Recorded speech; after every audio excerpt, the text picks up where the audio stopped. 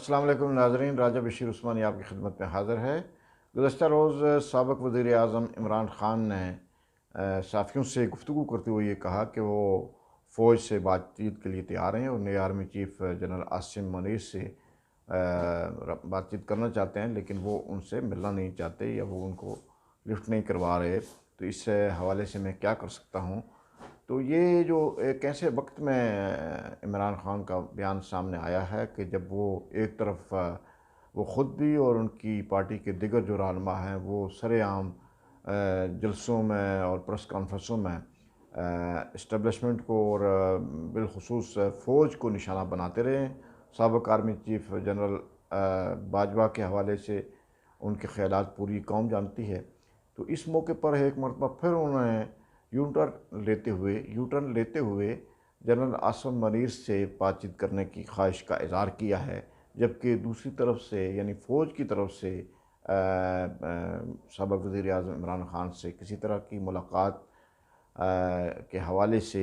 कोई ऐसा इशारा नहीं दिया गया कि आर्मी चीफ़ उनसे मिलें। और मौजूदा जो आर्मी चीफ़ हैं वो हुकूमत के अलावा किसी सियासी जमात के रहनुमा से अभी नहीं मिले और उन्होंने ये फ़ैसला भी किया है ज़राए के मुताबिक कि वो अपनी पेशा वाराना अमूर पर तवज्जो देंगे और उनका फ़ोकस पूरी तरह वो पेशा वाराना अमूर रहेंगे। इस दौरान वो सियासी जो एक राब्ता कार है उससे वो बिल्कुल अलग थलग रहेंगे। तो मैं ये समझता हूँ कि अगर पहली मरतबा फ़ौज ने यह फ़ैसला किया है कि उसका इदारा जो है वो मुल्क के दफ़ा के हवाले से, मुल्क की सलामती के हवाले से अपना सारा फोकस वो मुल्क के दफ़ा पर रखेगा, तो इसको अप्रिशिएट किया जाना चाहिए था। ना कि एक मरतबा फिर इस सतह के लीडर जो कि साबिक़ वज़ीर आज़म रहे इमरान ख़ान साहब, वो इस ख्वाहिश का इज़हार करें कि वो नए आर्मी चीफ़ से मिलना चाहते हैं लेकिन वो ना मिलें, तो मैं इसमें क्या कर सकता हूँ? तो ये तरीका दुरुस्त नहीं है, इसलिए कि सारी कौम जानती है कि साबिक़ वज़ीर आज़म इमरान ख़ान साहब ने जो फ़ौज के हवाले से अपनी तकरीरों में जिस तरह की ज़बान इस्तेमाल की और जिस तरह के अल्फाज इस्तेमाल किए कि न्यूट्रल जो है वो जानवर होता है और न्यूट्रल नहीं होना चाहिए और फ़ौज को मुदाखलत करनी चाहिए, तो ये तर्ज़ अमल जिसको इंडियन जो मीडिया है उसने बहुत मनफी अंदाज से इसको उठाया था कि मुल्क का वज़ीर आज़म जो है वो अपनी फ़ौज को जानवर की तशबीह दे रहा है। तो मैं ये समझता हूँ कि हमारे सियासतदानों को इस वक्त जो मुल्क की सूरत हाल है, मुल्क एक तरफ माशी दिवालिया हो रहा है और यहाँ के हालात बहुत ख़राब हो चुके हैं। आम जो मुतवसत तबका है, जो गरीब लोग हैं, उनका जीना दुभर हो चुका है। तो ऐसे मौके पर हमें यानी पूरी जो हमारी सियासी जमातें सारी हैं और हुकूमत है, उनको एक पेज पे आना चाहिए। साबिक़ वज़ीर आज़म इमरान ख़ान साहब पीडीएम के साथ या हुकूमत के साथ बैठने के लिए तो तैयार नहीं है और वो फिर इस ख्वाहिश का इज़हार करते हैं कि वो फ़ौज से रब्ते करें और उनके लिए कोई रास्ता हमवार हो दोबारा इक़्तिदार में आने का। तो मैं ये समझता हूँ कि हमारे सियासतदानों को भी अपने रवैयों में तब्दीली लानी चाहिए और अवाम दोस्ती की तरफ उनको आना चाहिए। गरीब अवाम जो कि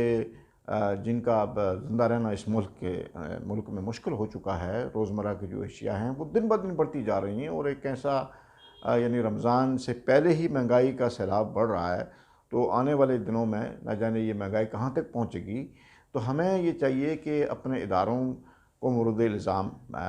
ठहराने के बजाय अपनी जो अदाएँ हैं, जो हमारे अपने रवैये हैं, जो हमारी अपनी कारकर्दगी है, जो हमारी अपनी कमिटमेंट है, जो हमारी अपनी एक गैर ज़िम्मेदाराना सोच है, उसको बदलने की ज़रूरत है कि हम ना हमारे इस मुल्क के साथ कोई कमिटमेंट रही है, ना हमारे इस मुल्क के अवाम के साथ कोई कमिटमेंट रही है कि हम तो ऐलानात करते जा रहे हैं कि जनाब के गरीब अवाम को जो है कुर्बानी देना होगी। भाई अवाम क्या कुर्बानी देंगे? एक 30,000 तनख्वाह लेने वाला और एक तरफ 3 लाख 5 लाख की तनख्वाह लेने वाला और 30 लाख वाले को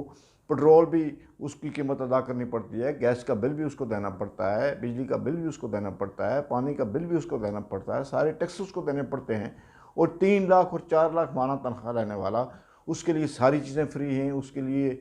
पेट्रोल भी फ्री है, उसके लिए गैस भी फ्री है, उसके लिए बिजली का बिल भी फ्री है। तो मैं ये समझता हूँ कि ये तज़ादात और दो अमली की जो पॉलिसियाँ हमारे मुल्क के अंदर राइज हैं, इसके नतीजे में मुल्क में बेहतरी के कोई इम्कानात तो नहीं हैं। तो ये होना तो ये चाहिए कि इस वक्त इमरान ख़ान साहब समेत सारी जो अपोजिशन जमातें हैं, हुकूमत के अंदर जो जमातें हैं, वो संजीदा तर्ज़ अमल इख्तियार करें और अपनी फ़ौज को निशाना बनाने के बजाय अपनी गलतियों की इस्लाह करें, अपनी पॉलिसियों की इस्लाह करें और अवाम दोस्ती की तरफ जाएँ। अगर वो अवाम का दर्द रखते हैं और जमहूरी जमातें होने का दावा करती हैं, तो फिर उनको अवाम की जो बुनियादी ज़रूरियात हैं, अवाम के जो बुनियादी मसाइल हैं,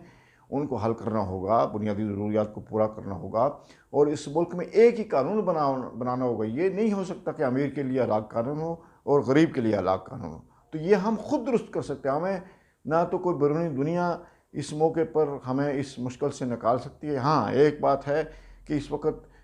जो इस्लामी ममालिक हैं, क्योंकि पाकिस्तान ने हमेशा इस्लामी ममालिक का, मुस्लिम उम्मा का साथ दिया, आगे बढ़कर उनकी क़यादत भी की है, उनकी रहनुमाई भी की और मुश्किल मरहले पर उनका साथ भी दिया है। तो इस्लामी जो दुनिया है, जो इस्लामी ममालिक हैं, उनको चाहिए कि वो पाकिस्तान की मदद करें, पाकिस्तान इस्लामी दुनिया की तरफ मुतवज्जो हो और उनसे ये अपील करे कि वो इस मुश्किल से निकालने के लिए उनकी मदद करें। उनका हक भी बनता है, चूँकि पाकिस्तान एक एटमी क़ुव्वत है और ये एटमी क़ुव्वत सिर्फ पाकिस्तान की नहीं है, बल्कि ये पूरी इस्लामी दुनिया की है। तो मैं ये समझता हूँ कि हमें इसमें एटमी क़ुव्वत पर भी फ़ख्र है, अपनी फ़ौज पर भी फ़ख्र है। हमारे सियासतदानों को अपनी फ़ौज पे बेजा तनकीद के बजाय, अपने इदारों को निशाना बनाने के बजाय और मुल्क के अंदर इंतशार की सियासत के बजाय मुल्क की यकजहती की तरफ आना चाहिए और मिलकर बाहम एक ऐसी पॉलिसी तरतीब दें जिसके नतीजे में गरीबों के मसाइल हल हों, मुल्क की दफ़ा नाकाबिल तस्खीर बन सके और इस मुल्क के जो आम लो मैन तबका है, जो गरीब लोग हैं, उनके चेहरों पर भी खुशी आ सके। मैं इसी के साथ आपसे इजाज़त चाहता हूँ। अल्लाह हाफ़िज़।